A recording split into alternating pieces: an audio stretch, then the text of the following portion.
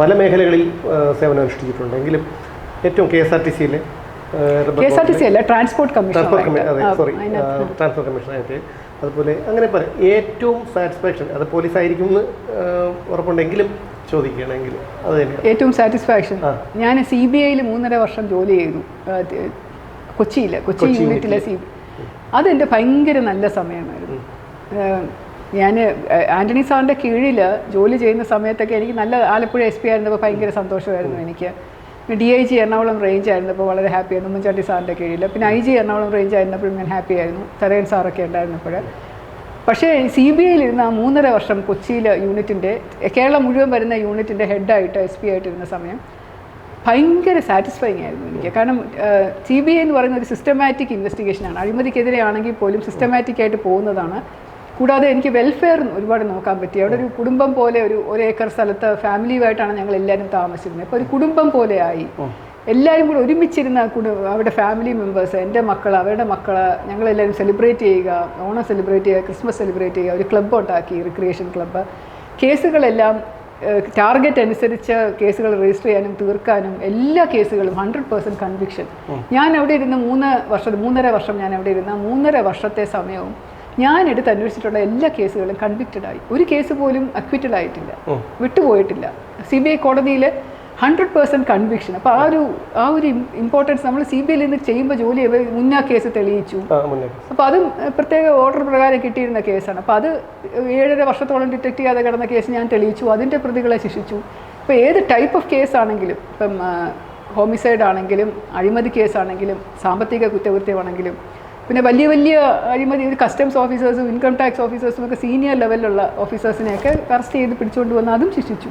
അപ്പോൾ അങ്ങനെയുള്ള വലിയ കാര്യങ്ങൾ എനിക്ക് CBIയിൽ നിന്ന് ഭയങ്കര അപ്രീസിയേഷൻ ആയിരുന്നു. ഡയറക്ടർ രാഘവൻ സാറായിരുന്നു, അദ്ദേഹം ഭയങ്കരമായിട്ട് അപ്രീഷിയേറ്റ് ചെയ്തിട്ടുണ്ട്. 3 വർഷവും എനിക്ക് നല്ല ACR റേറ്റിംഗ് കിട്ടി. പിന്നെ എന്നെ പ്രൊമോഷനായിട്ട് ഡൽഹിയിൽ പോയ ശേഷമാണ് എനിക്ക് കുറച്ച് പ്രോബ്ലം ആയത് CBIയിൽ. അന്നത്തെ ആ ഡയറക്ടർ വാസ് വെരി ബാഡ്.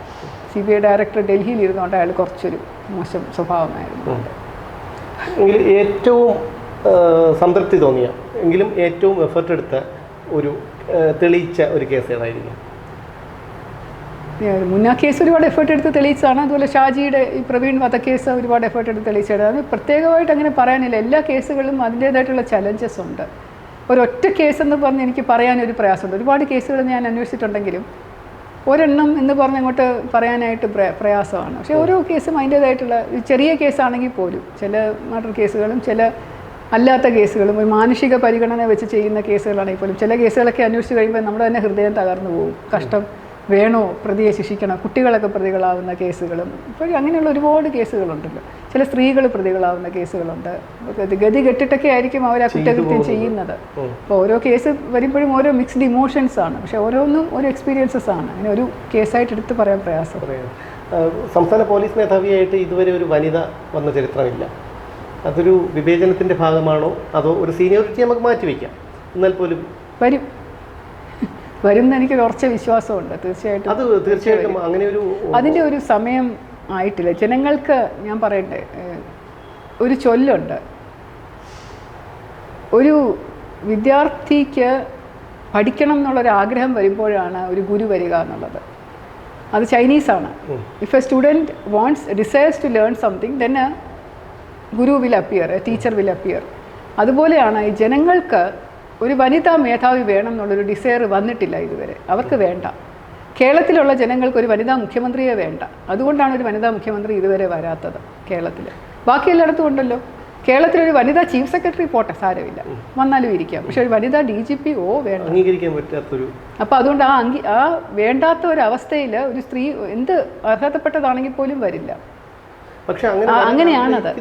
കാരണം പ്രത്യേകിച്ച് ഒരു പുരുഷ പോലീസ് മേധാവിയോട് അടുത്ത് പോകുന്നതിനേക്കാളും ഇപ്പോൾ മാഡത്തിൻ്റെ അടുത്ത് ഇപ്പോൾ ആർക്കും വന്ന് ഒരു കാര്യം പറയാനുള്ളൊരു ഒരു തോന്നലുണ്ടാകും. അത് ജനങ്ങളെ കൂടുതൽ ജനകീയമാക്കില്ലേ, ഈ പോലീസ് സേനയെ കൂടുതൽ ജനകീയമാക്കിയല്ലേ ചെയ്യുക? അവർക്ക് ജനകീയമാക്കണ്ട പോലീസിനെ കൊണ്ട് പേടിപ്പിച്ചാൽ മാത്രം മതി.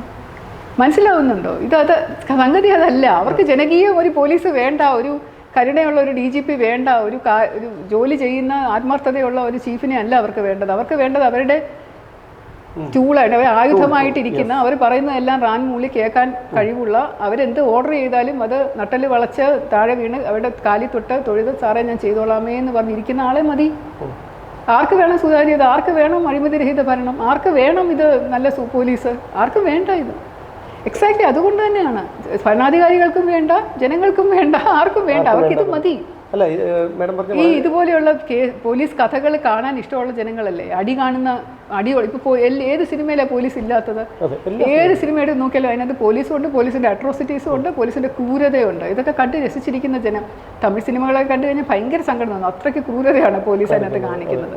പക്ഷേ ജനങ്ങൾക്ക് അങ്ങനത്തെയുള്ള പോലീസിനെയാണ് ഇഷ്ടം, അടിക്കുന്ന പോലീസിനെയാണ് ഇഷ്ടം, ഉപദ്രവിക്കുന്ന പോലീസിനെയാണ് ഇഷ്ടം. അങ്ങനെ അതാണ് അത്. എപ്പോഴാണ് അത് മാറുന്നത്? ആ സമയത്ത് മാത്രമേ ഈ ചേഞ്ച് ടോട്ടലായിട്ട് ഉണ്ടാവുള്ളൂ. ഇതുപോലെയുള്ള ഭരണകർത്താക്കളെയും ആഗ്രഹിക്കുന്നത് കൊണ്ട് തന്നെയാണ് അവരിവിടെ ഇരിക്കുന്നത്. ജനങ്ങൾ തന്നെ തിരഞ്ഞെടുത്തതല്ലേ, ജനങ്ങളുടെ തന്നെ ചോയ്സ് അല്ലേ? അപ്പം അതുപോലെയാണ് എല്ലാം. അതുപോലെ നമ്മൾ ഏറ്റവും കൂടുതൽ, അതായത് 498A, അതുപോലെ തന്നെയാണ് ഈ വളരെ എനിക്ക് വ്യക്തിപരമായി തോന്നിയിട്ടുള്ളതാണ്, സ്ത്രീത്വത്തെ ഏറ്റവും കൂടുതൽ അപമാനിക്കുന്നതാണ് വിവാഹ വാഗ്ദാനം നൽകിയുള്ളൊരു പീഡനം. ഞാനത് മറ്റ് സ്റ്റേറ്റുകളിലുള്ള പല സുഹൃത്തുക്കളോടും അന്വേഷിച്ചപ്പോൾ ഇത്തരത്തിലുള്ളൊരു പരാതിയെ അവിടെ പല സ്റ്റേറ്റുകളിലും അങ്ങനെ ചെന്നിട്ടില്ല എന്നാണ് അറിയുന്നത്. ചില സ്റ്റേറ്റുകളിൽ വളരെ റെയറായിട്ട് മാത്രം 1-2 പരാതികൾ കിട്ടിയല്ലേ. പക്ഷേ കേരളത്തിലാണ് ഇത്തരത്തിലുള്ള 498 നമ്മൾ മാറ്റി വെച്ചാൽ പോലും 498ഉം ഇന്ത്യയിൽ ഏറ്റവും കൂടുതൽ രജിസ്റ്റർ ചെയ്യുന്നത് കേരളത്തിലാണ്. അതോടൊപ്പം തന്നെയാണ് ഈ വിവാഹ വാഗ്ദാനം നൽകിയുള്ളൊരു പീഡനം. അത് ഒരു ദിവസം പത്രം എടുത്തു കഴിഞ്ഞാൽ ഒരു വാർത്തയെങ്കിലും ഇല്ല. അത് എങ്ങനെയാണ് ഡോക്ടേഴ്സിന് വെൽ എഡ്യൂക്കേറ്റഡ് ആയിട്ടുള്ള ആൾക്കാരെയാണ്. അതൊരു വിവാഹ ബന്ധത്തിൽ എന്തെങ്കിലും വിള്ളൽ വീഴുമ്പോൾ ഒരു ഡിവോഴ്സിന് വേണ്ടി പോകണം എന്നാഗ്രഹിക്കുന്ന ഒരു ഭാര്യയ്ക്ക് വെറുതെ ഡിവോഴ്സിന് കേസ് ഫയൽ ചെയ്ത് കഴിഞ്ഞാൽ ഒരുപാട് സമയം എടുക്കുന്നത് കൊണ്ട് അവർക്കൊരു ഭർത്താവിനെതിരെ എന്തെങ്കിലും ഒരു കേസും കൂടി ഇരിക്കട്ടെ എന്ന് വിചാരിച്ച് കൊടുക്കുന്നതാണ് 498. ശരിക്കും ഉണ്ടാകുന്ന ഒന്നുമല്ല. ഇങ്ങനെ പീഡിപ്പിച്ചു, മാനസികമായിട്ട് പീഡിപ്പിച്ചു, അങ്ങനെ പീഡിപ്പിച്ചു, ഡൊമസ്റ്റിക് വയലൻസ് ആക്ട് എന്നൊക്കെ പറഞ്ഞ് അങ്ങനെ കുറേ, ഇപ്പോൾ വേണമെങ്കിൽ പോക്സോ, കുട്ടികളെ ഉപദ്രവിച്ചു എന്നൊക്കെ പറഞ്ഞ് അങ്ങനെയും ചെയ്ത്, പോക്സോ ഒക്കെ വളരെ ദുരുപയോഗം ചെയ്യപ്പെടുന്ന കേസ്, ഒരുപാട് ദുരുപയോഗം ചെയ്യുന്ന ഒരു ആക്ടാണ്. അപ്പോൾ അതുപോലെയുള്ള ഈ ആക്ടുകൾ ദുരുപയോഗം ചെയ്യുന്ന ഒരു പ്രവണത വരുന്ന ചില സ്ത്രീകൾ അങ്ങനെ ചെയ്യാറുണ്ട്. അത് അൾട്ടിമേറ്റ് എയിം എന്ന് പറയുന്നത് ഒരു ഡിവോഴ്സ് കിട്ടാൻ വേണ്ടിയിട്ടുള്ളതാണ്. അതിൻ്റെ പുറകെ നടക്കാൻ അവർക്കാർക്കും ധൈര്യം കാണത്തില്ല, താല്പര്യവും കാണത്തില്ല. പക്ഷേ കേസ് എടുത്തു കഴിഞ്ഞാൽ ആളുടെ, ഇപ്പോൾ ദുബായിലൊക്കെയുള്ള ആളാണ്, ജോലി ചെയ്യുന്ന ആളാണെങ്കിൽ അയാളുടെ പാസ്പോർട്ട് പിടിച്ച് വെക്കുക, അയാൾക്ക് പോകാൻ പറ്റത്തില്ല, ജോലി നഷ്ടപ്പെടും. അപ്പോൾ ഒരു ശിക്ഷിക്കുകയും കൂടെ ചെയ്യാമല്ലോ, പോലീസിനെ ഉപയോഗിച്ചുകൊണ്ട് ഒരു ശിക്ഷയും കൂടെ കൊടുക്കാമല്ലോ. അതോടൊപ്പം തന്നെ രണ്ടാമത്തെ ഈ വിവാഹ വാഗ്ദാനം നൽകിയുള്ള ഒരു പീഡനം, അതും ശരിക്കും അതെ, തീർച്ചയായിട്ടും അതെ. കാരണം ഇതെല്ലാം അൺടിൽ ആൻഡ് അൺലെസ് മൈനർ അല്ല എന്നുണ്ടെങ്കിൽ അവരറിഞ്ഞുകൊണ്ട് തന്നെ പോയതല്ലേ. സിസ്റ്റമാണ് മാറേണ്ടത്.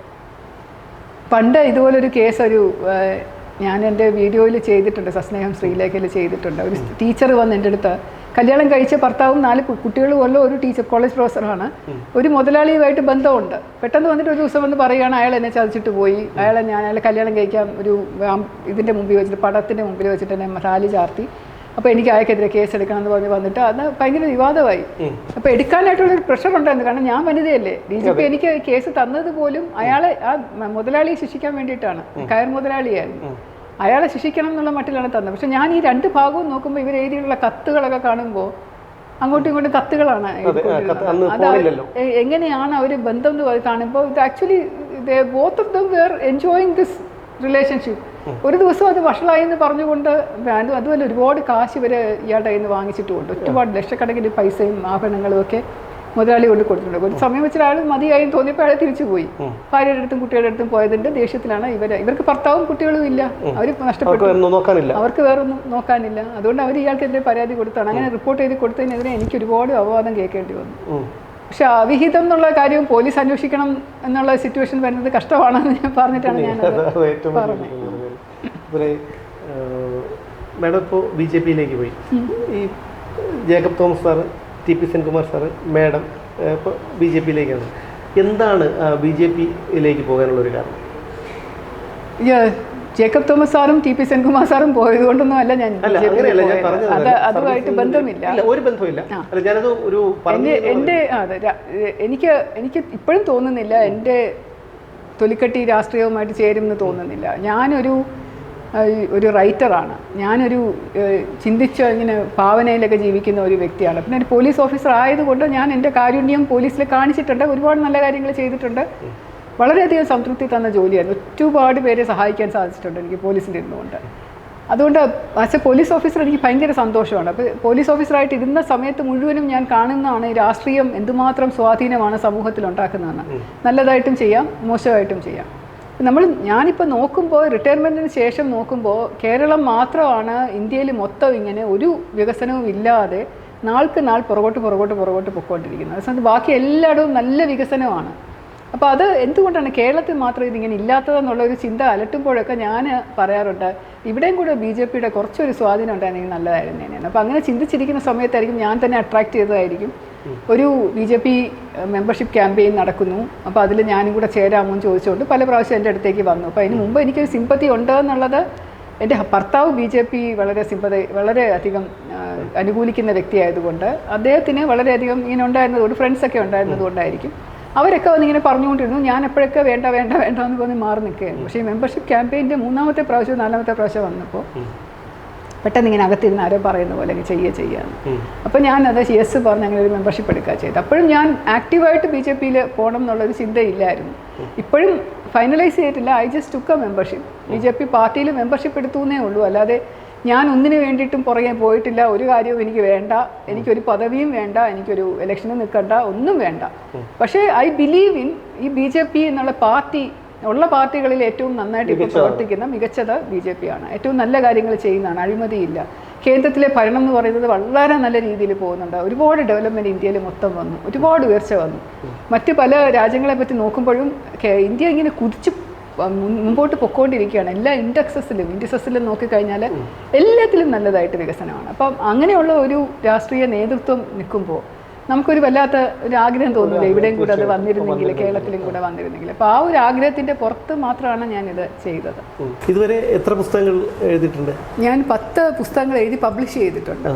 9 പുസ്തകങ്ങളായിരുന്നു കുറേ നാളത്തേക്ക് ഉണ്ടായിരുന്നത്. പിന്നെ ഒരു 7 വർഷത്തേക്ക് ഞാൻ പിന്നെ വേറൊരു പുസ്തകത്തിൻ്റെ പുറത്തായിരുന്നു, പണിപ്പുരയിലായിരുന്നു. എൻ്റെ വളരെ ചെറിയ പ്രായം തൊട്ട് ഞാൻ എഴുതാൻ തുടങ്ങിയതാണ്. കാണുന്ന സ്വപ്നങ്ങളൊക്കെ ഇങ്ങനെ എഴുതി വയ്ക്കുമായിരുന്നു. പിന്നെ സ്കൂൾ മാഗസീൻസിൽ, കോളേജിലൊക്കെ എഴുതുമായിരുന്നു. ചെറിയ മാഗസീൻസിലൊക്കെ ഞാൻ കഥകളും ഒക്കെ പബ്ലിഷ് ചെയ്ത് വന്നിട്ടുണ്ട്. പക്ഷേ ഷോർട്ട് സ്റ്റോറി കോമ്പറ്റീഷന് ഫസ്റ്റ് പ്രൈസും കിട്ടിയിട്ടുണ്ട് യൂത്ത് ഫെസ്റ്റിവലിൽ. മലയാളത്തിലും ഇംഗ്ലീഷിലും ഒക്കെ ഞാൻ കഥകൾ എഴുതുമായിരുന്നു. ഇപ്പം ഞാൻ പുസ്തകങ്ങൾ എഴുതാൻ തുടങ്ങിയത് സർവീസിൽ കയറിയതിന് ശേഷം ചെറുകഥകൾ മനസ്സിലെ മഴവില്ല എന്ന് പറഞ്ഞാണ് ആദ്യമായിട്ട് പബ്ലിഷ് ചെയ്ത പുസ്തകം. 2000-ലായിരുന്നു അത് ചെയ്തത്, ഞാൻ SPCB ആയിട്ടിരിക്കുമ്പോൾ. അത് കഴിഞ്ഞിട്ട് പിന്നെ ചെറുമർമ്മരങ്ങൾ എന്ന് പറഞ്ഞ് വീണ്ടും ഒരു കളക്ഷൻ ഓഫ് ഷോർട്ട് സ്റ്റോറീസ് ഉണ്ടായിരുന്നു. പിന്നെ നീരാഴിക്കപ്പുറം എന്ന നോവൽ ചെയ്തു, സുനാമിയെ ബേസ് ചെയ്ത നോവലായിരുന്നു. പിന്നെ ഞാൻ നിയമസുരക്ഷ സ്ത്രീകൾക്കെന്ന് പറഞ്ഞിട്ട് സാക്ഷരതാ മിഷന് വേണ്ടിയിട്ട് സ്ത്രീകൾക്ക് വേണ്ടിയിട്ടുള്ള നിയമങ്ങളെക്കുറിച്ചൊരു പുസ്തകം എഴുതി. പിന്നെ ഞാൻ ലോട്ടസ് തീലികൾ എന്ന് പറഞ്ഞുകൊണ്ടൊരു ഡ്രഗ്സിനെ കുറിച്ചൊരു പുസ്തകം എഴുതിയിരുന്നു. അതും 2 പതിപ്പൊക്കെ ഇറക്കിയതാണ്, വളരെ പോപ്പുലറായിരുന്നു അത്. അത് കഴിഞ്ഞിട്ട് ഞാൻ 3 ഡിറ്റക്റ്റീവ് നോവലുകൾ എഴുതി. അത് റീത്ത മേരി എന്ന് പറഞ്ഞൊരു ലേഡി IPS ഓഫീസറെ ക്രിയേറ്റ് ചെയ്തിട്ട് മരണദൂതൻ, കുഴലൂത്തുകാരൻ, ജാഗരൂകൻ, ഇങ്ങനെ 3 കണക്റ്റഡ് ആണ്. ജാഗരൂകൻ്റെ അവസാനം മാത്രമാണ് തൃത്വം എന്ന് പറയും, ട്രിനിറ്റി പോലെ. അതിൻ്റെ ജാഗരൂകൻ എന്നുള്ള 3-ാമത്തെ പുസ്തകത്തിൻ്റെ അവസാനത്തിൽ മാത്രമാണ് ആരാണ് ഇതിനകത്തെ മുഖ്യ വില്ലൻ എന്നുള്ളത് പറയുന്നത്. വില്ലന്മാർ ചെറുതായിട്ടുണ്ട്, പക്ഷെ പുറകിലുള്ള വലിയ വില്ലൻ ആരാണെന്ന് പറയുന്നത്. അത് പിന്നെ അതിൻ്റെ വീണ്ടും എനിക്ക് എഴുതണമെന്ന് ആഗ്രഹമുണ്ട്. റീത്ത മേരിയെ വെച്ച് തന്നെ എഴുതാനായിട്ട് ഒരുപാട് ആശയങ്ങൾ മനസ്സിലുണ്ട്.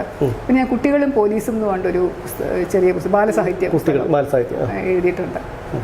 കുട്ടികളും പോലീസുമായിട്ടുള്ള എങ്ങനെയൊക്കെയാണ് ചെയ്യേണ്ടത് എന്നുള്ള കാര്യങ്ങൾ. പിന്നെ എൻ്റെ അടുത്ത പുസ്തകം 10-ാമത്തെ പുസ്തകം എന്ന് പറയുന്നത് ഇതാണ്. ഇതിൻ്റെ പണിപ്പുര ഞാൻ പറഞ്ഞ കഴിഞ്ഞ 7 വർഷമായിട്ട് ഇത് മഹാബലിയുടെ ഒരു പ്രത്യേക വ്യാഖ്യാനമാണ്. മഹാബലി വാമനനും എങ്ങനെയാണ് നമ്മൾ കാണുന്ന കാഴ്ചപ്പാടല്ല, അതിൽ നിന്ന് വിഭിന്നമായിട്ടുള്ള മറ്റൊരു കഥയാണ് ശരിക്കും ഉണ്ടായിരുന്നത് എന്ന് പറയുന്നതാണിത്.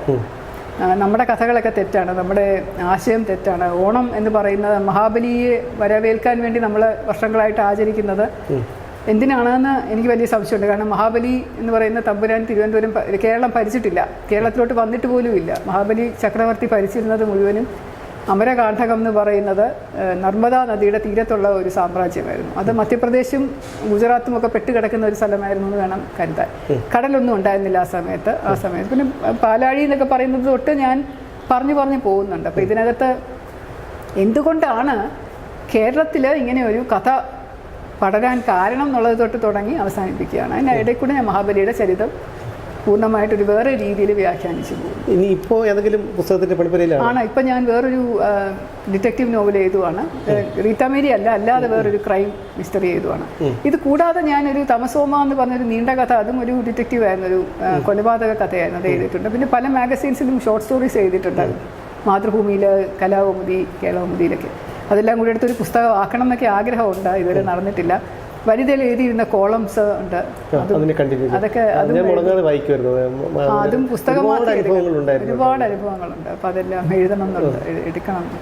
അപ്പോൾ ഈ പലരും റിട്ടയർമെൻറ്റിന് ശേഷം നമ്മൾ അത്ഭുതപ്പെട്ടു പോയിട്ടുണ്ട്. കാരണം ഇത്രയും വർഷത്തെ റിട്ടയർമെൻറ്റിന് ശേഷം നമ്മൾ വീണ്ടും ഒന്ന് വിശ്രമ ജീവിതത്തിലേക്കാണ് നമ്മൾ ആഗ്രഹിക്കുന്നത്. പക്ഷേ പലരും ഈ റിട്ടയർമെൻറ്റിന് ശേഷം മറ്റ് മേഖലകളിൽ ലക്ഷങ്ങൾ ശമ്പളം വാങ്ങിക്കൊണ്ട് അവിടെ തന്നെ തുടരാൻ ആഗ്രഹിക്കുന്നവരുണ്ട്, ഈ സിവിൽ സർവീസ് കഴിഞ്ഞ പലരും. പക്ഷെ അതിൽ നിന്ന് വ്യത്യസ്തമായി തന്നെയാണ് മാഡം ഈ ഒരു റിട്ടയർമെൻറ്റ് ലൈഫ് ആസ്വദിക്കുന്നുണ്ടോ? തീർച്ചയായിട്ടും. ഇത് എന്താ അറിയോ, നമ്മൾ റിട്ടയർമെൻറ്റ് നമുക്ക് മനസ്സിലാക്കാൻ പറ്റാത്ത അല്ലെങ്കിൽ വലിയൊരു പരിഭ്രമം ഉണ്ടാകുന്നത് സർവീസ് ഇരിക്കുമ്പോഴുണ്ട്. ആനുകൂല്യങ്ങളുണ്ടല്ലോ, നമ്മുടെ കുറേ ആനുകൂല്യങ്ങളില്ലേ, വാഹനം, ഡ്രൈവർ, സെക്യൂരിറ്റി, പിന്നെ ഫ്രീ ആയിട്ട് എവിടെ പോയാലും കുറേ സാധനങ്ങൾ കിട്ടുന്നു, ഒരുപാട് ബഹുമാനം കിട്ടുന്നു. അതൊക്കെ പോലീസ് ഡിപ്പാർട്ട്മെൻറ്റിൽ ഇരിക്കുമ്പോൾ നമുക്ക് ഒരുപാട് ആസ്വദിക്കുന്ന ആൾക്കാർക്കാണ് റിട്ടയർമെൻറ്റിൽ ഒരു വെപ്രാളം വരുന്നത്. അവരാണ് വീണ്ടും കൂടുതൽ വേറെ ജോലി എന്ന് പറഞ്ഞാൽ റിട്ടയർമെൻറ്റ് കഴിഞ്ഞ് കഴിഞ്ഞാൽ നമുക്കിതുപോലെ സ്ഥാനമാനങ്ങളില്ലെങ്കിൽ ആരും ഇല്ല, കുഴപ്പമില്ല. എനിക്ക് റിട്ടയർമെൻറ്റിൻ്റെ ആ പോലീസ് ജീവിതത്തിൽ ഉടനീളം അസ്വസ്ഥതപ്പെടുത്തിയിരുന്ന കുറേ കാര്യങ്ങളായിരുന്നു ഇങ്ങനെ ഇതുപോലെയുള്ള വിധേയത്വം പലരുടെയും. പല കാര്യങ്ങളും എനിക്ക് ദഹിക്കാൻ പറ്റത്തില്ലായിരുന്നു. അപ്പോൾ അതുകൊണ്ട് ഞാൻ വിരമിച്ച ശേഷം എനിക്ക് ഒരിടത്തും വർക്ക് ചെയ്യണ്ട എന്നുള്ളൊരു തീരുമാനം ഞാൻ അപ്പോഴേ എടുത്തിരുന്നു. അപ്പോൾ എനിക്കത് ഇപ്പോൾ റിട്ടയർ ചെയ്ത് ഞാൻ ഡിസംബർ 31 റിട്ടയർ ചെയ്തു. പിറ്റേ ദിവസം ജനുവരി 1 തന്നെ ഞാൻ എൻ്റെ പോലീസുകാരെ തിരിച്ചയച്ചു, വണ്ടി തിരിച്ചു കൊടുത്തു. സകല കാര്യങ്ങളും ഞാൻ വേണ്ടാന്ന് പറഞ്ഞ് അങ്ങനെ ആയ ആളാണ് ഞാൻ. ഒരു ദിവസം കൂടുതലായിട്ട് ഞാൻ ആരെയും ഉപയോഗിച്ചിട്ടുമില്ല. സർക്കാർ സേവനങ്ങൾ കൂടുതലായിട്ട് എനിക്ക് വേണമെന്നുള്ള ആഗ്രഹവുമില്ല. അപ്പോൾ അങ്ങനെ സമാധാനത്തിൽ ജീവിക്കുന്നതാണ്. അപ്പോൾ എനിക്കിത് ഹാപ്പിയാണ്. കാരണം എൻ്റെ സ്പേസാണ്, എനിക്ക് എഴുതാനുള്ള സമയം കിട്ടുന്നു. എൻ്റെ യൂട്യൂബ് ചാനൽ സക്സസ്ഫുൾ ആയിട്ട് പോകുന്നു, 1 ലക്ഷം സബ്സ്ക്രൈബേഴ്സ് ആവാറായി. അപ്പോൾ അങ്ങനെ ഈ എഴുത്ത് എന്ന് പറയുന്ന ഒരു പാഷനാണ്. ഇപ്പം ഞാൻ സിവിൽ സർവീസിൻ്റെ കോച്ചിങ്ങും കൂടെ തുടങ്ങി. ഞാനിപ്പം ശ്രീദീപം എന്നുള്ള പേരിൽ ഒരു സിവിൽ സർവീസ് ഓറിയന്റേഷൻ ക്ലാസ് നടത്തുന്നുണ്ട്. ഓൺലൈനും അല്ലാതെയും സൂമിലൂടെ മീറ്റിങ്ങിലും. ഞാൻ വാട്സാപ്പ് ഗ്രൂപ്പ് ഇപ്പോൾ 25 സ്റ്റുഡൻസിനെ ഞാൻ എടുത്തിട്ടുണ്ട്. 25 പേര് ആദ്യത്തെ ബാച്ചാണത്. അവർക്ക് വേണ്ടി ഞാനിപ്പം 2 മോഡ്യൂൾസ് ചെയ്ത് കൊടുത്തിട്ടുണ്ട്. ബാക്കിയുള്ളത് പതുക്കെ ചെയ്യും. അപ്പോൾ അതിൻ്റെ ഒരു കുറേ പേരെയും കൂടെ ഒന്ന് മോട്ടിവേറ്റ് ചെയ്ത് കാരണം നമ്മുടെ സിവിൽ സർവീസ് എന്ന് പറയുന്നത് ദുഷിച്ചു പോയോ എന്നൊരു സംശയം. അപ്പോൾ നല്ല ആത്മാർത്ഥതയുള്ള, സേവന തൽപരതയുള്ള, നല്ല ഇൻറ്റഗ്രിറ്റിയുള്ള കുറേ കുട്ടികളും കൂടെ IAS IPS ഓഫീസേഴ്സൊക്കെ ആയിട്ട് ഇവിടെ വന്നാൽ ഒരുപാട് മെച്ചപ്പെടും. കഴിഞ്ഞാലും അവർക്ക് ഒരു കൂച്ചുവിലങ്ങിടുന്ന ഒരു ഭരണകൂടമല്ലേ മാറി വരുന്നു, ആരോ ലെഫ്റ്റോ റൈറ്റോ ആരോ ആയിക്കോട്ടെ, മനഃപൂർവ്വം ചെയ്യും. അത് കൂച്ചുവിലങ്ങെന്ന് പറഞ്ഞാൽ എൻ്റെ അനുഭവത്തിൽ എനിക്കറിയാവുന്നത്, ഒരു ഓഫീസറിനെ പിടിച്ചൊരു പ്രശ്നം ഉണ്ടാക്കിപ്പിക്കും. എന്തെങ്കിലും ഒരു കാരണം എല്ലാവരും ഒബ്സർവ് ചെയ്തുകൊണ്ടിരിക്കും. രാഷ്ട്രീയ നേതൃത്വം അവർ ഏതെങ്കിലും മെക്കാനിസത്തിലൂടെ എല്ലാ ഓഫീസേഴ്സും അണ്ടർ ഒബ്സർവേഷനാണ്. അപ്പോൾ അങ്ങനെ മദ്യപിക്കുന്ന ആൾക്കാരാണെങ്കിലോ, അല്ലെങ്കിൽ ചിലപ്പോൾ പെണ്ണുങ്ങളുമായിട്ട് ചാറ്റ് ചെയ്യാൻ ഇഷ്ടമുള്ള ആൾക്കാരാണെങ്കിലോ, അല്ലെങ്കിൽ ഏതെങ്കിലും തരത്തിൽ അപകടമായിട്ട് വണ്ടി ഓടിക്കുന്നവരോ, അവരുടെ സ്വഭാവം മുഴുവനും മോണിറ്റർ ചെയ്തിട്ട് എന്തെങ്കിലും ഒരു പ്രശ്നത്തിൽ വെച്ചിട്ട് അവരെ കൊടുക്കും. എന്നിട്ട് അത് വലിയ വാർത്തയാക്കും. പത്രങ്ങളെ സ്വാധീനിച്ച് ഇന്ന ആൾക്ക് ഇന്നൊരു പ്രശ്നം എന്ന് പറഞ്ഞാൽ വലിയൊരു വാർത്തയാക്കും. അതെല്ലാം ഓഫീസേഴ്സിനെ ഓരോന്നോരോന്നായിട്ട് നോക്കി അറിയാൻ പറ്റും. ആ ഓഫീസറെ പ്രശ്നമാക്കി സസ്പെൻഷൻ്റെ വക്കെത്തുമ്പോൾ അവരെന്താ ചെയ്യുന്നത്? ആ രാഷ്ട്രീയ ഒരു മാർഗ്ഗമില്ല. അവർ പോയി കാല് പിടിക്കും. സാറേ ഞാൻ എന്തും ചെയ്തോളാം, എന്നെ ഒന്ന് രക്ഷിക്കണേ എന്ന് പറഞ്ഞ് കാല് പിടിക്കും. ആജീവനാന്തം അവരെ ഉപയോഗിച്ചുകൊണ്ട് പല കാര്യങ്ങളും ചെയ്യും. അതാണ് മിക്കവാറും അവരെ ആദ്യമേ തന്നെ സർവീസിൻ്റെ ആദ്യത്തെ 5 വർഷം 6 വർഷം കൊണ്ട് തന്നെ കുരുക്കിലാക്കി കൂട്ടിയിട്ട് അവരെ കീഴിലാക്കും. അങ്ങനെ ചെയ്യുന്ന ഒരു രാഷ്ട്രീയ നേതൃത്വം ഉള്ളത് കൊണ്ടാണ് ഇവരെല്ലാവരും ഇങ്ങനെ വിധേയമായിട്ട് നിൽക്കുന്നത്. പക്ഷെ അതിൽ വീഴാതെ നിൽക്കുന്നവരും ഉണ്ട്. എന്താണെന്ന് വെച്ചാൽ ചെയ്തു, എനിക്കൊന്നുമില്ല, നിങ്ങൾ എന്നെ പൂട്ടണ്ട, ഞാൻ സസ്പെൻഡ് ചെയ്തോ, എനിക്ക് എൻ്റെ നാട്ടിൽ ഒരു പരിധിയിൽ വരില്ല. സ്ട്രെസ്ഫുൾ ആണ്. ഞാനതുപോലെ എനിക്കും അനുഭവം ഉണ്ടായിട്ടുള്ളതല്ലേ, ഞാൻ എന്തുകൊണ്ടാണ് ഇങ്ങനെ നിൽക്കുന്നത്? ഇതുപോലെ ഒരുപാട് ഓഫീസേഴ്സ് ഉണ്ട്. ഇത് ഹേമേന്ദ്രൻ സാർ അതുപോലെ ഒരുപാട് പേരുണ്ട്. അങ്ങനെ ഇഷ്ടംപോലെ ഓഫീസേഴ്സ് അത് നട്ടിൽ വളയ്ക്കാതെ നിന്ന് പറയാനുള്ള കാര്യം മുഖത്ത് നോക്കി പറഞ്ഞ് ചെയ്ത് നിന്നിട്ടുണ്ട്. എന്തോ പേർക്സ് ഒന്നും വേണ്ട, എനിക്ക് നിങ്ങളുടെ ആനുകൂല്യങ്ങളൊന്നും വേണ്ട. പക്ഷേ ഇതെല്ലാം കഴിഞ്ഞ് ഇത് ഒരു പരിധി കഴിയുമ്പോൾ ഇത് എങ്ങനെയെങ്കിലും ഈ സർവീസിൽ നിന്ന് പുറത്തു പോയാൽ മതി എന്നുള്ളൊരു ചിന്താഗതിയോടുകൂടി ചെയ്യുന്നവരുണ്ടാവില്ലേ? അങ്ങനെ അങ്ങനെ ചെയ്ത് അതൊരു ഇതല്ലേ, നമുക്ക് പോകണ്ട, നമ്മൾ ഇവിടെ നിന്ന് തന്നെ ഫൈറ്റ് ചെയ്യണം. അതാണ് നമ്മൾ ഈ സിസ്റ്റം ബെറ്റർ. ഞാനീ പറഞ്ഞ എൻ്റെ ഉദ്ദേശം എന്ന് പറയുന്നത് ഭാവിയിൽ വരുന്ന IPS IAS ഓഫീസർമാർ അങ്ങനെ പറഞ്ഞ് പുറത്ത് പോകരുത്. അവരതിനകത്ത് നിന്നുകൊണ്ട് ഞങ്ങൾക്കിത് ഫേസ് ചെയ്യാൻ പറ്റും, ഞങ്ങൾക്ക് ഇതല്ല ഇമ്പോർട്ടൻ്റ്, ഞങ്ങൾ പൊതുസേവകരാണ്, ഞങ്ങൾക്ക് വേണ്ടത് നാടിൻ്റെ നന്മയും ജനങ്ങളുടെ നന്മയുമാണ്, അല്ലാതെ രാഷ്ട്രീയക്കാരുടെ ഇതല്ല എന്ന് വിചാരിക്കുന്ന തരത്തിലുള്ള ഓഫീസേഴ്സ് വന്നു കഴിഞ്ഞാൽ ഭൂരിഭാഗം പേരും അങ്ങനെ ചിന്തിച്ചു കഴിഞ്ഞാൽ ഇവരെന്ത് ചെയ്യും? തീർച്ചയായിട്ടും. പക്ഷേ അതിന് ഒരു തടയിടണമെങ്കിൽ ഈ പറയുന്ന police officers association, police association ഇത് രണ്ടും ഇല്ലാതാവണം അല്ലേ? അങ്ങനെ ആയിക്കഴിഞ്ഞാൽ ഏകദേശം ഒരു നല്ല ഒരു നേതാവ് രാഷ്ട്രീയത്തിൽ വന്നു കഴിഞ്ഞാൽ അത് വളരെ എളുപ്പം സാധിക്കാവുന്നതേ ഉള്ളൂ. അങ്ങനെ വരില്ലല്ലോ. നാളെ ഒരു BJPയുടെ ഒരു നേതാവ് ഇവിടെ മുഖ്യമന്ത്രി ആയാലും അങ്ങനെ ആയിക്കഴിഞ്ഞാൽ അത് നമുക്ക് എത്ര പേര് നിമിഷ നേരം കൊണ്ട് സാധിക്കാമല്ലോ. ഒരു ഓർഡർ പോരെ. ഇപ്പൊ എന്താണ് ഈ വഖഫ് ബോർഡിന്റെ ഒരു ഓർഡർ മതിയായിരുന്നല്ലോ, ആദ്യം ഏകപക്ഷീയമായിട്ടൊരു ഓർഡർ ഇട്ടതല്ലേ ഉള്ളൂ. അതുപോലെ വാർഡ് വിഭജനം ഒരൊറ്റ ഓർഡർ, ആരോട് ചോദിച്ചിട്ട് ഒറ്റ ഓർഡറിൽ സർക്കാർ അത് മുഴുവൻ ചെയ്തില്ലേ? അസോസിയേഷൻ ഇന്ന് മുതൽ ഇല്ല, നിർത്തലാക്കുന്നു എന്ന് പറഞ്ഞ് സർക്കാരിനോട് ഒറ്റ ഓർഡർ ഇടാനായിട്ട് എന്താ ധൈര്യം കാണിക്കാതെ? സർക്കാർ ചെയ്യില്ല. കാരണം ഏത് സമയത്തും പിന്നെ പോലീസ് സംഘടന ഒരു പ്രത്യേക കക്ഷിയുടെ ആധിപത്യത്തിലായിരുന്നല്ലോ. അല്ല, അത് വേണ്ടാന്ന് വിചാരിക്കാനുള്ള ധൈര്യമുള്ള ഒരു രാഷ്ട്രീയ നേതാവ് ഒരു അച്യുതാനന്ദനോട് കൂടി ആ യുഗം അവസാനിക്കുകയാണ് എന്നെനിക്ക് തോന്നുന്നു. അപ്പോൾ അതിനെക്കുറിച്ച് എന്തായാലും പറയുന്നില്ല. എന്തായാലും സർവീസിലുണ്ടായിരുന്ന സമയത്ത് സഹപ്രവർത്തകർ ഇപ്പോഴും അവരുമായിട്ടൊക്കെ ബന്ധം പുലർത്താറുണ്ടോ? ആരെങ്കിലുമൊക്കെ നമ്മളൊരു അടുപ്പമുള്ള ആൾക്കാരെ കാണുമല്ലോ? തീർച്ചയായിട്ടും ഉണ്ട്. എൻ്റെ കൂടെ ജോലി ചെയ്തിരുന്ന എല്ലാവരുമായിട്ടും വളരെ നല്ല ബന്ധമുണ്ട്. CBIയിലാണെങ്കിലും പോലീസിലാണെങ്കിലും എന്നോടൊപ്പം ജോലി ചെയ്തിട്ടുള്ള എല്ലാവരുമായിട്ടും എനിക്ക് എൻ്റെ ഒരു അനിയനെ പോലെ, എൻ്റെ സഹോദരനെ പോലെയുള്ള സ്നേഹം. സീനിയർ ഓഫീസേഴ്സ് ആണെങ്കിലും ജൂനിയർ ഓഫീസേഴ്സ് ആണെങ്കിലും എനിക്ക് അവരെല്ലാവരും വളരെ പ്രിയപ്പെട്ടവരാണ്. പക്ഷെ എൻ്റെ കൂടെ ജോലി ചെയ്യാത്തവരാണ് എന്നെക്കുറിച്ച് ഇങ്ങനെ പറയുന്നത്. എന്നോടൊപ്പം നിന്ന് ജോലി ചെയ്തിട്ടുള്ള, എൻ്റെ കൂടെ ചേർന്ന് പ്രവർത്തിച്ചിട്ടുള്ള ഒരുപാട് പേര് ഇപ്പോഴും കാണുമ്പോൾ വളരെ സ്നേഹത്തോടു കൂടി വരാറുണ്ട്.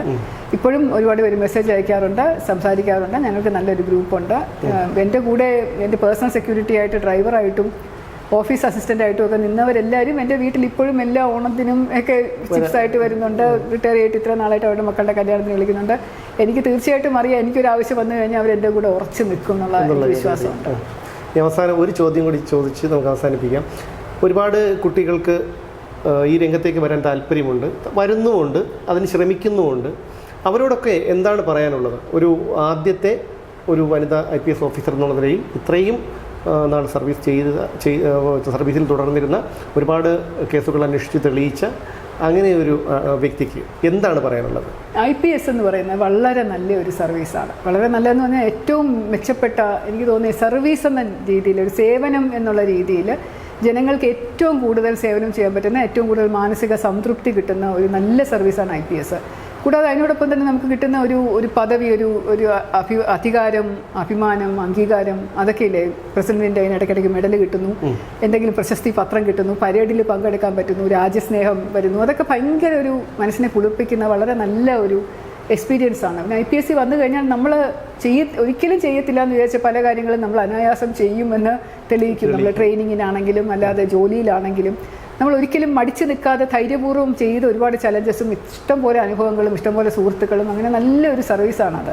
പക്ഷേ അത് നല്ല രീതിയിൽ ചെയ്ത് തല ഉയർത്തി നിയമത്തിൻ്റെയും ന്യായത്തിൻ്റെയും നീതിയുടെയും കൂടെ നിന്നുകൊണ്ട് നട്ടല് വളയ്ക്കാതെ ചെയ്യുന്ന ഒരു യുവജനം, ഒരു പുതിയ തലമുറ ഉണ്ടാവണം നമുക്കിവിടെ. അത് അങ്ങനെയുള്ളൊരു തലമുറ ഉണ്ടായാൽ മാത്രമേ സമൂഹത്തിനും നല്ലതാവൂ, പോലീസ് ഡിപ്പാർട്ട്മെൻറ്റിനും നല്ലതാവുള്ളൂ. എല്ലാവർക്കും നല്ല ഒരു രീതിയിൽ അത് വരണം. അപ്പോൾ അങ്ങനെയുള്ള ഒരു കുട്ടികൾ വരട്ടെ എന്നാണ് ഞാൻ പറയുന്നത്. ഒരുപാട് പേര് IPSലേക്ക് വരട്ടെ. വിചാരിക്കാത്ത വഴിയിലൂടെയൊക്കെ ഇവിടെ എത്തി ഇത്രയും ഒരു സർവീസ്, ഇത്രയും കാലത്തെ സർവീസ് കഴിഞ്ഞു, ഇപ്പോൾ വിരമിക്കുകയാണ്. ഇനി സഫലീകരിക്കാത്ത എന്തെങ്കിലും ഒരു ആഗ്രഹമുണ്ട്? ഒന്നുമില്ല, അങ്ങനെ വലിയ ആഗ്രഹമില്ല.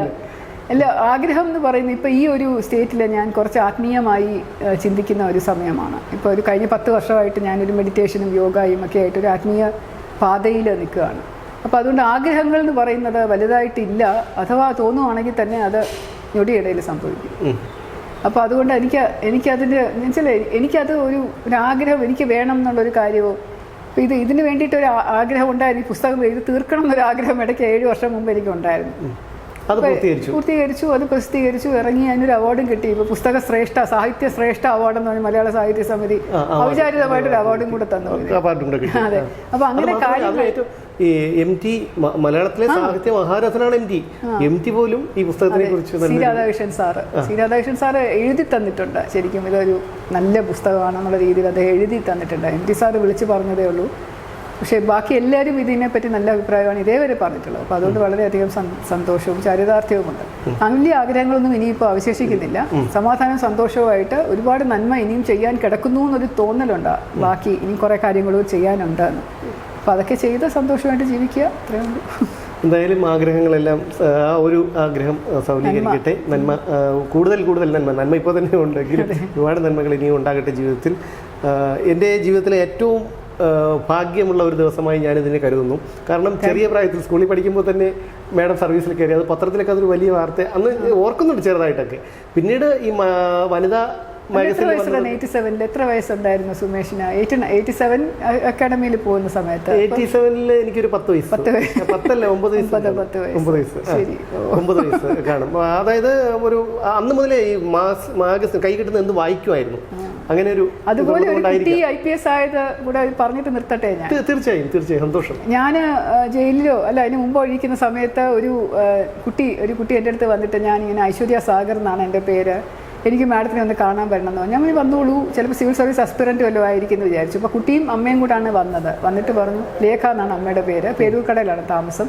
എന്നിട്ട് എന്നോട് പറഞ്ഞത്, ഞാൻ 8ാം ക്ലാസ്സിൽ പഠിക്കുമ്പോൾ, എനിക്ക് 8 വയസ്സ് തൊട്ട് എനിക്ക് മാഡത്തിനെ ഭയങ്കര ഇഷ്ടമായിരുന്നു, ആരാധനയായിരുന്നു. ഞാൻ മാഡത്തിനെ കുറിച്ച് വരുന്ന ഇതെല്ലാം ഞാനിങ്ങനെ വെട്ടി വെച്ച് ഇങ്ങനെ മുറിയിൽ ഇങ്ങനെ ചുവരുകളിൽ ഒട്ടിച്ച് വെക്കും. എനിക്കും ശ്രീലേഖ IPS പോലെ ഐശ്വര്യ IPS ആവണം എന്നുള്ള ഒരു ആഗ്രഹത്തിൽ ഞാൻ പഠിച്ചു. അങ്ങനെ ഇപ്പോൾ IPS കിട്ടിയിട്ടാണ് എൻ്റെ അടുത്ത് വരുന്നത്. അപ്പോൾ അത് പറഞ്ഞാൽ എനിക്കൊരു വാശിയായിരുന്നു. ഞാൻ മാഡത്തിനെ പല വട്ടം കണ്ടിട്ടുണ്ടാകും. SAPയിൽ വരുമ്പോഴും ബറ്റാലിയനിൽ ഇരിക്കുമ്പോഴും. കേരളക്കാരല്ല, വെസ്റ്റ് ബംഗാളാണ് കിട്ടിയതായിരുന്നു. പക്ഷേ ആ കുട്ടി IPS എന്നെ പറ്റി ചിന്തിച്ച് അങ്ങനെ IPS ആവുന്നൊരു വാശി കിട്ടി. കയറിയിട്ട് അതിന് IPS എടുത്തിട്ട് ഞാൻ മാഡത്തിനെ കാണുകയുള്ളൂ. ഒരു ബിനാലേക്ക് എങ്ങാണ്ട് പോയപ്പോൾ എൻ്റെ തൊട്ട് പുറകിൽ ആ കുട്ടി ഉണ്ടായിരുന്നു. എന്നെ വന്ന് പിടിക്കണം, തുടരണം, പറയണം എന്നൊക്കെ ആഗ്രഹം ഉണ്ടായിരുന്നെങ്കിലും വേണ്ട, എനിക്ക് IPS കിട്ടിയിട്ട് പോയി കണ്ടാൽ മതി എന്നുള്ള വാശിയിൽ നിന്നിട്ട് IPS കിട്ടിയ ശേഷം അതിനെ കാണാൻ. അതാണ് ഏറ്റവും വലിയൊരു ഭാഗ്യം. എൻ്റെ ജീവിതത്തിലെ ഏറ്റവും വലിയ ഭാഗ്യം എന്ന് പറയുന്നത് ഒരു ചാരിതാർത്ഥ്യവും സാഫല്യവും ഒക്കെ തോന്നുന്ന ഒരു കുഞ്ഞിങ്ങനെ ഇത് എന്നെ ഓർത്ത് വന്ന് IPS ആയി, ലേഡി IPS ആയിട്ട് വന്നല്ലോ. വളരെ കൊച്ചൊരു നല്ല മിടുക്കി. ഇപ്പം SP ആണ്, മിടുക്കി, കല്യാണം കഴിച്ച IAS ഓഫീസറാണ്, ഒരു മോനുണ്ട്. അത് ശരി. ഇത് പറയുമ്പോഴാണ് എനിക്ക് വേറൊരു കാര്യം കൂടി ഓർമ്മ വന്നത്. നമ്മുടെ ഇപ്പോൾ ഒരു വ്യാജ പീഡന കേസിൽ പെട്ട ഒരു BB ബെന്നി, അദ്ദേഹം DYSP ആണ്, നല്ലൊരു ഉദ്യോഗസ്ഥനാണ്. മുട്ടിൽ മരമുറി കേസൊക്കെ അന്വേഷിക്കുന്ന ഒരു ഉദ്യോഗസ്ഥനാണ്. അദ്ദേഹത്തിനെതിരെ പിന്നീട് കോടതി അദ്ദേഹത്തെ ഇത് വ്യാജ പരാതിയാണെന്ന് കണ്ട് വെറുതെ വിട്ടു. അദ്ദേഹം ഇതുപോലെ ഒരുപാട് ആൾക്കാർക്ക് വേണ്ടി കുട്ടികളെ നേരായ വഴിയിലേക്ക് നയിക്കാൻ ഒരു പയ്യനെ അവൻ സർക്കാർ ഉദ്യോഗസ്ഥൻ വിജയൻ സാർ ഇത് തന്നെ. പക്ഷെ അദ്ദേഹമൊക്കെ ഒടുവിൽ ബെന്നി അതുപോലെ ബെന്നി സാർ എന്നെ പത്രത്തിലൊക്കെ വന്നായിരുന്നു. ബെന്നി സാറിനെ ആ പയ്യൻ ജോലി കിട്ടിയതിന് ശേഷമാണ് സാറിൻ്റെ അടുത്ത് വന്ന് കണ്ടത്. അത് പത്രത്തിലൊക്കെ ആ വാർത്ത പ്രസിദ്ധീകരിച്ചിരുന്നു. എനിക്ക് ആ മനുഷ്യനെ അറിയില്ല, പക്ഷേ ഒരുപാട് നന്മ ചെയ്യുന്ന ഇതുപോലുള്ള ഉദ്യോഗസ്ഥരുണ്ട്.